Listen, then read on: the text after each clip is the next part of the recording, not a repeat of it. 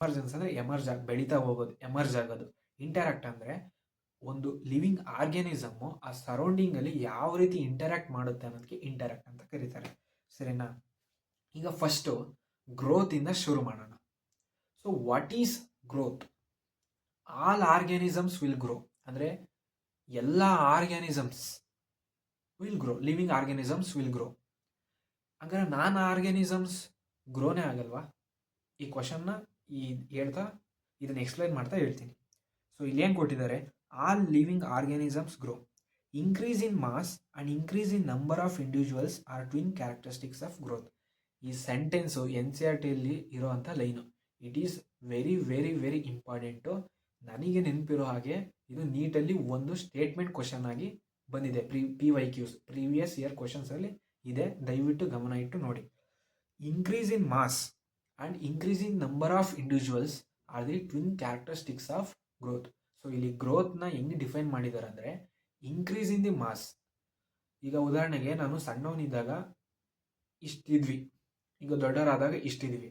So ಇಲ್ಲಿ ಏನಾಯಿತು? Mass increase ಆಯಿತು. It is also a growth, definition of growth. And increasing the number of cells, increasing the number of individuals. ಇದು ಯಾವುದು ಕೊಟ್ಟಿದ್ದಾರಪ್ಪ ಅಂದರೆ, ಇವು ಮಲ್ಟಿಸೆಲ್ಯುಲರ್ ಆರ್ಗ್ಯಾನಿಸಮ್ಸ್ ಅಂದರೆ ಅಡ್ವಾನ್ಸ್ ಎವಾಲ್ವ್ ಆಗಿರೋ ಆರ್ಗ್ಯಾನಿಸಮ್ಸ್ಗಿಂತ very very small unicellular organisms ಅಲ್ಲಿ ಏನಾಗುತ್ತಪ್ಪ ಅಂದರೆ ಇನ್ಕ್ರೀಸ್ ಇನ್ ನಂಬರ್ ಆಫ್ ಇಂಡಿವಿಜುವಲ್ಸ್ನ ಆಗೋದಕ್ಕೇನೆ ಗ್ರೋತ್ ಅಂತ ಕರೀತಾರೆ. ಸೊ ಇಲ್ಲಿ ಗ್ರೋತ್ ಅಂದರೆ increase in mass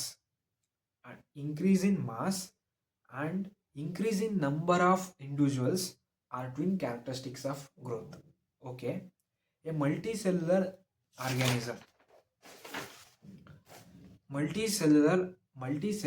organisms grows by cell division.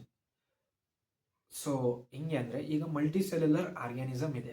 So ನಮಗೆ ಗೊತ್ತು ಸೆಲ್ಸಲ್ಲಿ 2 ಟೈಪ್ಸ್ ಬರುತ್ತೆ, ಒಂದು ಯೂನಿಸೆಲ್ಯುಲರು, ಇನ್ನೊಂದು ಮಲ್ಟಿಸೆಲ್ಯುಲರ್ ಆರ್ಗ್ಯಾನಿಸಮ್ಸ್ ಬರ್ತವೆ. ಸೊ ಮಲ್ಟಿಸೆಲ್ಯುಲರ್ ಯಾವ ರೀತಿ ಗ್ರೋ ಆಗುತ್ತೆ ಅಂದರೆ ಬೈ ಡಿವಿಷನ್ ಆಫ್ ಸೆಲ್.